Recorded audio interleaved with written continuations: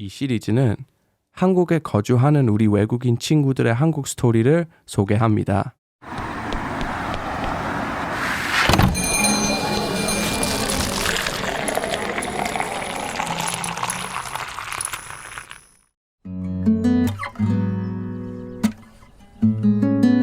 안녕하세요. 호주에서 온 조셉입니다. 현재 서울에서 요리하고 있습니다. Cheers, chef. Cheers. Thank you. Thank you. Ooh. Cheers. Good morning. Nice. That is actually. So there's a chef that you have some kind of connection to through the restaurants you worked in the UK, and he said his philosophy about the food he wants to cook is refined plates of food that are sophisticated, elegant, and full of finesse. Yeah. Alongside that is a soul-nourishing element of comfort. What is your approach or philosophy when it's like comes to your food that you're actually serving to people here in this restaurant? Do you have something like that? We have a guiding philosophy at the restaurant. So we created a framework within our things. We have 4 elements. So the first one is Korean. The second is flavor. The third is technique. And the fourth is creative and interactive. So they're the 4 guiding philosophies, and each dish has to have that within it. I don't have a really cool line like that guy, but I think I need to develop one. Do you have a favorite Korean dish? Korean food? It kind of changes. So I think cheonggukjeong for me, but only the one when I go down to Gisundo in Gwangju. Hers is just so nice because it's super clean. Then kanjang is just like texturally, it's just so great, but it's so expensive that you can't eat it every day. Yeah. Wow. Tell me about your journey a bit. And so you're obviously from Australia. Yes, I was from Tasmania, Australia. During my cooking days, I worked with some really good chefs in Tasmania. At that time, there wasn't much, so I moved to the UK. I don't know if I knew it at the time, but I think what really attracted me to London was just like I would see these TV shows and they would just be like insane passion within the kitchens. I came from a rural kind of background and I really wanted to just that kind of passion and that kind of energy that you get from an intense kitchen is just like irreplaceable. Wow. Like a gladiator game, like when you're walking into a Michelin Star restaurant. And I started off at the Square sister restaurant, Kitchen W8. And I worked there for 2.5 years at a 1 Michelin Star restaurant, just learning about like classic British cuisine. And then I opened the sister restaurant from Tom Aikens in Hong Kong for 6 months, and I came back to the UK and then worked at the Ledbury. Me and my sous chefs were talking about it the other day. Like we've met a lot of like intense chefs. I've done stages at Noma. I've worked done all these kind of things. We've met I've met Rene. We worked next. I worked a service next to Rene. Wow. I've worked with intense people. Yeah. There's only like 3 people who stand out as just being like I don't want to use the word insane, but and that would be Thomas Keller. Just because the intensity at 65 is just incredible. 26 years in the game. And then one of the other persons is Tom Aikens. Like when we working in Hong Kong and we're setting up the restaurant, he would fly in on a 12-hour flight, get in that night at 11:30, come in at midnight, call us up, say the cool room's not good enough, and we'd be cleaning in there till like 2, 3, 4 a.m. and just be like, hasn't slept. And then he'll come in the next day after like a 3-hour run, and the guy is just insanely just driven. It's it's incredible to watch because you see why some people are successful. It's just that just relentless passion. Yeah. So passion and drive. Yeah.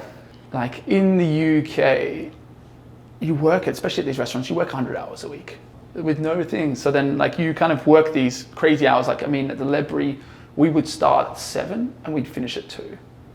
And that would be, and some days you got rotated on, like if your days off were Monday, Tuesday, and the Saturday, Sunday, because it was a 2-week rota, you'd work 10 days straight. And like I was down to like 64 kilos, prepping vegetables outside in the London cold, because you have a little knife in the bag, because you know that some days the sous chef's not going to come. So you're just prepping like cauliflower florets in the boxes outside. It's insane. Like you have no friends. It's pretty ruthless. It's just every section, as long as you're set up for service, you're ready and your mise en place is tight, then you're fine. If you're not, it doesn't matter about some story or about, this happened or this. It's just it's just a results business. So what was the? Sorry to go back to another question, but why did you? Why? Why did you do it? What? Obviously, I get there's an attraction to the lifestyle and the drive and stuff like that. But what was it that would make you want to pursue that industry and then also come into obviously now that you've got your own restaurant? I think just for me, if I'm not busy, if I'm not like maximally stretched within what I'm doing, like if I'm like the most happiest when I've got like a full schedule, like when it's back to back to back, when I'm like in a taxi somewhere else going to something else or doing something or sorting this problem out or doing that. And I think that's just me as a person.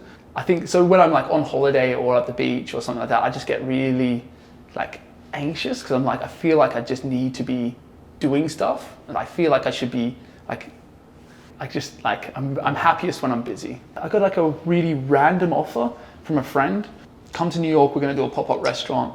There's a TV show and just come, it's gonna be great. Like I had no real details. Like I resigned on the Thursday, left my girlfriend at the time and just jumped on a plane to New York, left London, and we essentially started a restaurant group called One Star House Party. My friend James essentially kind of gathered 50K together and he's a very ambitious guy, like more ambitious than me, I would say. So we opened up a pop-up in New York, then we put everything into an RV. We drove from New York the long way to San Francisco for 3 weeks, cooking at random places and just selling tickets and just making enough money to move to places. We went to San Francisco, we did a warehouse pop-up restaurant. And it was so informal and we called it like, they call it like punk fine dining because it was just really rock and roll. The food was just us cooking on inductions that we bought from Walmart and we were working out of a small fridges, but we were just out there and we were just delivering the kind of the message of what we were cooking. Through that kind of America pop-up, I learned like, oh wow, like it really changed my philosophy of the food because I never delivered the food at my old restaurants, but with the pop-up, there's only 4 of us. So we're out there running the food, we're explaining it, we're getting the cutlery, like very, very non-Michelin star. Yeah. And then we created enough hype and then we managed to just say, okay, let's just go to a different country every year and build a pop-up restaurant, make 0 money, and just cook. Like no one was getting paid. Wow. Yeah, so we'd go to different countries every month. We would spend the first 3 weeks traveling, and at the end we'd build a pop-up, and then we'd have to make enough money from that pop-up to buy the plane tickets to go to the next country. We'd have to put all the plates and like the knives and the cutlery in our suitcases. So we weren't allowed to take more than like 2 pairs of jeans and 2 shirts. It was 20 months, 20 countries, but I dropped out at 12 because it got a bit too difficult. But we started off where we start? We went Hong Kong, China, Taiwan, Vietnam, Thailand, Nepal, Oman, South Africa, London. Wow. And Korea. And Korea was in there. And was that your first time in Korea? That was my first time. And I picked that country. So I remember we were in France and we're like, oh, where should we go next? My friend James wanted to go to Philippines because he had a girlfriend there. I was like, oh, that's not cool. It's gonna be too hot. Let's go to Korea. It's kind of north, and I didn't know at the time that Korea summer is like intense. So I came in. Yeah, like we all make that mistake. Yeah, we all make that mistake. Yeah. So we came in like middle of summer in Korea, and yeah, we traveled through Korea. Yeah, very budget. Like it was like very, very like catching buses, getting off, like trying to find ways to get around. We did the whole around Korea from the east coast all up the west coast, and then we went to Jeju. And then we met the Haenyos and we did all the kind of that whole experience in 3 weeks. And we did a pop-up. We were very successful. So do you remember what the food was for that pop-up? I remember it vividly. Really? People loved it. First course was kijoge. Yeah. There were some vegetables baked in some mud that we'd foraged. Vegetables baked in mud? Yeah, from the east coast. Then there was some sea urchin that we got from the Haenyos on Jeju. I feel like when you visit a country, the first thing you do when you visit countries or you look up is like after you've sorted out flights and accommodations, like what am I going to eat? And I think you really discover a country through its food and its food culture. Yes. So, did you have the opportunity to try Korean food like locally? I remember the people more. I remember a couple like the doshirak, where you, like I remember that was really cool. I remember things like that very vividly. But People who don't know Korean food are going to think doshirak must be some really nice cocktail. Yeah, it sounds expensive. In a martini, you got Yeah, some rice. Not shaken, not stirred on the doshirak. Yeah, no, I remember the people, especially like because we would drive and then we'd see like someone just foraging like dalsugi from the thing, and we'd be like an old lady and we'd be like, what's that? And she'd be like, oh, I have this, and you're like, oh, what's this? And then I'm like, oh, cool. And we'd just eat that in a stew, and I'm like, this is amazing. Wow. Or we go to Jeju, and I was like, oh, I heard about the Henyos, and I was like, oh, I want to go dive with them. I really want to go dive with them. I think it'd be cool. We got up at 5 a.m. and we went there and we're like, oh, please let us. And we had like a translator that we kind of like persuaded to come on persuaded to come along on the trip. She might have been a female and she might have ended up my wife. So that's another story. Went there at 5 a.m., 6 a.m. But the lady's like, can we dive with you? And they were like, oh, yeah, sorry, no, we're all professionals and we think that you'd slow us down. Yeah. And like as a 26-year-old with an 80-year-old lady telling me that they're going to slow me down, I thought it was pretty funny. And then she brought all these sea urchins up, and then she started just cracking them open and feeding me these sea urchins, like just with a little teaspoon, and she'd just be cleaning them out. Wow. And then she'd just like, shut up, just eat this sea urchin, like just feeding me. And I don't remember the dishes, but I just remember that culture of eating where you, like if someone's around you, you don't want them to go hungry and you want to feed them and have that. Yeah. That was the most impactful bit that I remember from my time. I did different pop-ups and throughout the rest of Asia and into Africa. And we would do like crazy pop-ups. Like we did Base Camp Everest. So we did the highest pop-up restaurant in the world at the time. We did our pop-up in Vietnam was on a moving train going from Sapa to Hanoi. Wow. Yeah. So then, yeah, at the time, my girlfriend who was Korean, I didn't want to go back to London. I was bored of London. Australia had nothing really. And then I was like, well, where's the best place that I've been to? It was Korea. It was one place that I was like, I really want to learn more about this place and I really want to explore more about this. So I came back and I did 5 more pop-ups by myself here in a space of like 3 months. I enjoyed it, but then I was it was like that 27, 28 mark where I was like, am I ready to open my own restaurant? Do I feel qualified? Like I've worked at some good restaurants, so I was like, oh, I think I should just get one like finishing school, like one really top 3 Michelin Star restaurant and do that. So I went to Napa Valley at the French Laundry and then worked under Thomas Keller. And after that, I felt ready to do it. So while I was working there, someone contacted me while I was in the US and brought me back to Korea to open this restaurant. Wow. So that's the long story. Wow. That's not short. Wow. From that point of coming to Korea, like what's your exploration and discovery of Korean food been like? Because now you basically just use Korean ingredients, right? Yeah, I kind of make a point of it. So I'm really excited now. No, I know, because like I get really upset, I think, when I see Korean restaurants, Korean Michelin Star restaurants that say they're Korean produce-based restaurants, but there's kimbap with truffle, there's caviar on this dish, and it's like it really annoys me because I think that when you do that, people obviously pay a lot of money. Like this restaurant's like 22만 원 to come here for one night. Some people come and they think that, okay, because of that, we have to have a very expensive ingredient from Russia or France or something to justify that level of luxury. Yeah. But when you see a Korean dish at the fine dining, at the elevated level, that has elements from Russia, from France, from everywhere, truffles from Australia even, I'm not biased on any country, what you're doing to that dish is saying that, yeah, this is a nice ingredient, but we're just going to put a better ingredient over it to make you feel special. And I think that Korean ingredients are special enough. And we do a dish just based on seaweeds as a dessert. And I feel like you can derive the same flavors and you can make people feel that the ingredients here are special. But when you add a lump of truffles or caviar or foie gras, it's just degrading the ingredients we have here. And I think it's just no way to push the cuisine forward. So that's my little rant.